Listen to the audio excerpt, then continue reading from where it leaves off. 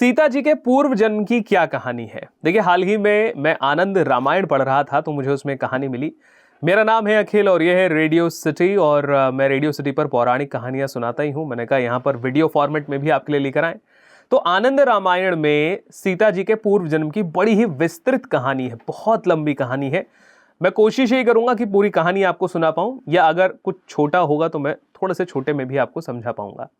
देखिए, जब राम जी का विवाह सीता जी से हो जाता है और जब दशरथ जी महाराज जनक के यहाँ पहुंच जाते हैं तो दशरथ जी अहिल्या माता के पुत्र शतानन जी से यही प्रश्न कहते हैं कि आप मुझे बताइए कि सीता भूमि से उत्पन्न कैसे हुई, क्या कहानी है इसके पीछे की।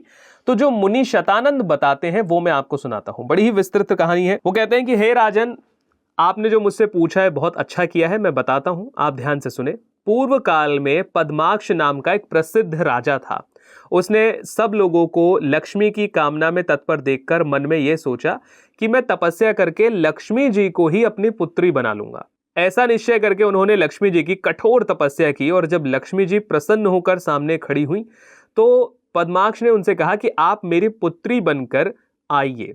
यह सुनकर लक्ष्मी जी ने राजा से कहा कि हे राजन, मैं विष्णु भगवान के अधीन हूं, स्वतंत्र नहीं हूं, इसीलिए तुम विष्णु जी की प्रार्थना करो। यदि वो तुम्हें देने के लिए राजी हो गए तो मैं तुम्हारी पुत्री होंगी, इसमें कोई संदेह नहीं है। इतना सुनने के बाद जो राजा पद्माक्ष थे उन्होंने विष्णु भगवान की तपस्या शुरू की। भगवान विष्णु प्रसन्न हुए। भगवान विष्णु से उन्होंने अपनी बात रखी और विष्णु जी ने उन्हें बिजौरा नींबू का, या एक तरीके का नारंगी फल होता है, नारंगी का फल उन्हें दिया और अंतर्ध्यान हो गए। जब राजा पद्माक्ष ने उस फल को बीच में से तोड़ा तो उसमें से स्वर्ण समान जगमगाती कन्या दिखाई दी। यहां पर एक बात को समझिएगा कि जहां भी शक्ति जन्म लेती है तो वो कभी भी माता के गर्भ से नहीं आती, ठीक है।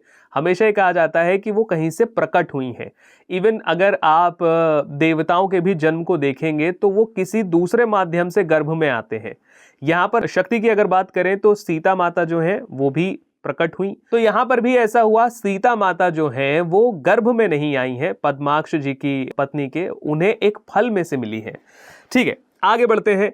अब उन्होंने कन्या को देखा, उसे अपनी बालिका माना और उसे सहर्ष अपने घर ले गए और सबसे कहा कि यह राजा पद्माक्ष की कन्या लक्ष्मी है, ठीक है।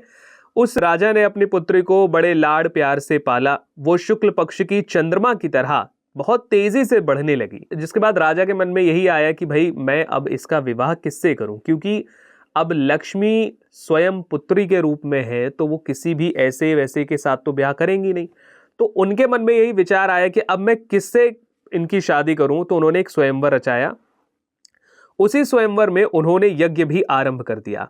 उन्होंने अलग अलग राजाओं को बुलाया। वे सभी लोग श्रृंगार करके बड़े ठाठ बाट से पद्मा के स्वयंवर के लिए सम्मिलित हुए। अच्छा, जब स्वयंवर का समाचार मिला तो उन्हें देखने के लिए बड़े बड़े मुनि, देवता, गंधर्व, दानव, मानव, हर तरह के लोग हर तरह का रूप धारण करके वहां पर पहुंचने लगे, सिर्फ उस स्वयंवर को देखने के लिए।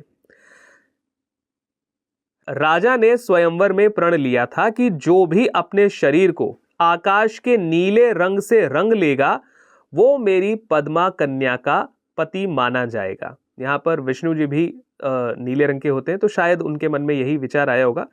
लेकिन शर्त यही थी, प्रतिज्ञा यही थी कि जिसका शरीर आसमान के, आकाश के नीले रंग से रंगा होगा। अच्छा, राजा के इस वचन को सुनकर जो बाकी के राजा थे जो स्वयंवर में आए थे उन्हें बड़ा गुस्सा आया। उन्होंने उसका हरण करने का विचार किया और युद्ध की शुरुआत कर दी। अच्छा, रण में राजा पद्माक्ष जो थे वो मारे गए।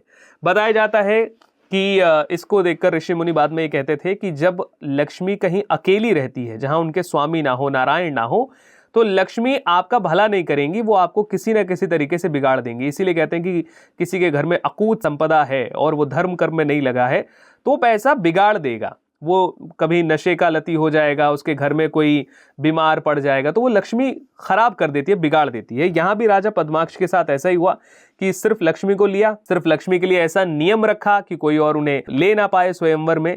तो राजा के सामने युद्ध हुआ और उनकी मृत्यु हो गई। इसके बाद वो पद्मा को पकड़ने के लिए दौड़े। पद्मा ने सभी को अपनी तरफ आते हुए देखकर अग्नि में कूदकर अपनी जान बचाई। ठीक है, उन्होंने सारा महल ढूंढा। बताया जाता है कि राजमहल खोदकर गिरा दिया गया। इसके बाद भी पद्मा का कोई नामो निशान नहीं मिला। इसके बाद में वे सभी लोग अपने अपने स्थान में चले गए। थोड़े समय के बाद श्री हरि की स्थिर शक्ति रूपा लक्ष्मी उस अग्नि कुंड से बाहर निकलकर कुंड के समीप बैठ गई। इतने में रावण पुष्पक विमान से विचरता हुआ वहां निकला।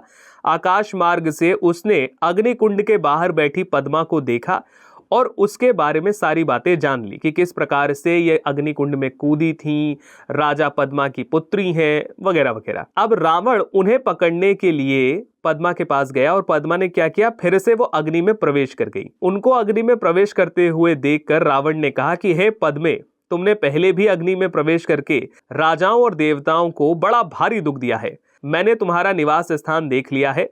अब मैं तुमको खोजने के लिए सारा अग्निकुंड छान मारूंगा। ऐसा कहकर दशानन पानी के घड़े से अग्नि को बुझा देता है और जो राख होती है उसमें उसे दिव्य 5 रत्न दिखाई देते हैं। रावण उन 5 रत्नों को उठाकर एक संदूक में रखता है, विमान पर चढ़कर अपनी नगरी लाता है। यहाँ पर वो अपनी रानी मंदोदरी से कहता है कि मैं तुम्हारे लिए एक ऐसी चीज लाया हूं जिसे देखकर तुम संतुष्ट हो जाओगी। बड़े परिश्रम से मैंने ये रत्न प्राप्त किए हैं। मैंने संदूक देवालय में रखा है, जाकर ले आओ। रावण का वचन सुनकर वो देवालय में गई, संदूक को देखा और पति के पास लाई। रावण ने जब वो संदूक खोला तो उसमें सूर्य के समान कांति वाली एक कन्या दिखाई दी, जिसे देखकर राक्षसों की आंखें चिपक गई या आंखें बंद हो गई, आप ऐसा मान के चलिए। उस मनोहर बालिका को देखने के लिए रावण के मित्र और पुत्र आने लगे। उस समय रावण ने मंदोदरी को युद्ध और राजा पद्माक्ष के कुल के बारे में सारी घटना बताई कि कैसे कन्या उत्पन्न हुई, फिर वो अग्नि में चली गई, फिर वहां से 5 रत्न मिले। जब ये सारी बात कही तो मंदोदरी ने भयभीत होकर गुस्से में दशानन से कहा कि ये आपके कुल का नाश कर देगी, आप इसे लंका में क्यों लेकर आए? इसने अपने पिता का कुल का नाश कर दिया और आप इसे अपने घर में लेकर आ गए हैं। ये बचपन में ही इतनी भारी है, क्योंकि वो संदूक भी नहीं उठा पा रही थी, तो सोचिए जवानी में क्या होगा। इससे आपकी मृत्यु होगी, मुझे ऐसा लगता है। आपको इसे लंका में घड़ी भर भी नहीं रखना चाहिए। फिर रावण ने मंदोदरी की बात समझी, मंत्रियों से मंत्रणा की और दूतों को यह आज्ञा दी कि इस संदूक को विमान में रखकर वन में छोड़कर आओ। इसके बाद वो दैत्य इकट्ठा हुए, उस संदूक को विमान में रखा और जब वो ले जाने लगे तो रावण की स्त्री ने कहा कि देखो, जो गृहस्थ आश्रमी होगा और जिसने गृहस्थ आश्रम में भी अपनी इंद्रियों को जीत लिया होगा, उसी के घर में ये लड़की वृद्धि को प्राप्त होगी।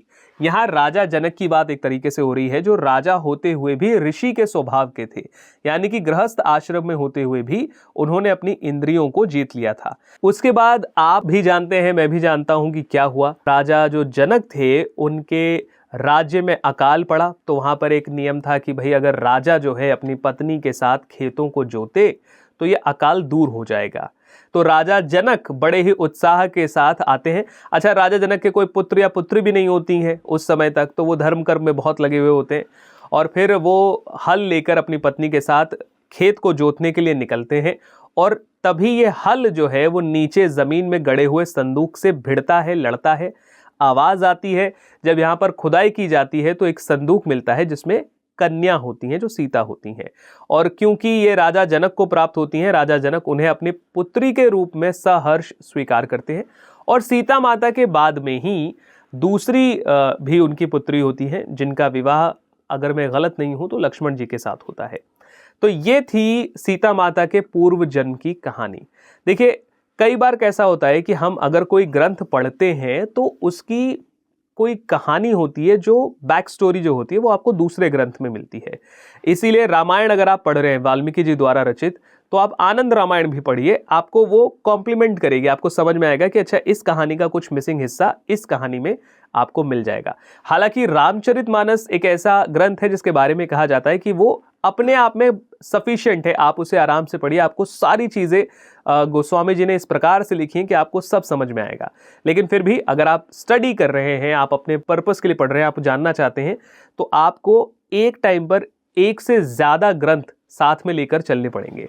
वैसे आनंद रामायण से अगर आप और कोई कहानी जानना चाहते हैं, मुझे कमेंट करके जरूर बताइए, मैं आपके लिए लेकर आऊंगा। आपको आज की कहानी कैसी लगी? आज की कहानी से जुड़ा आपके मन में कोई सवाल है तो मुझे कमेंट कीजिए, मैं आपके लिए ज़रूर लेकर आऊँगा।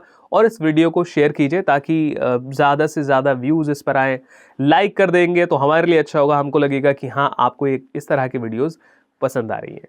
फिलहाल के लिए इतना ही। सुनते रहिए रेडियो सिटी।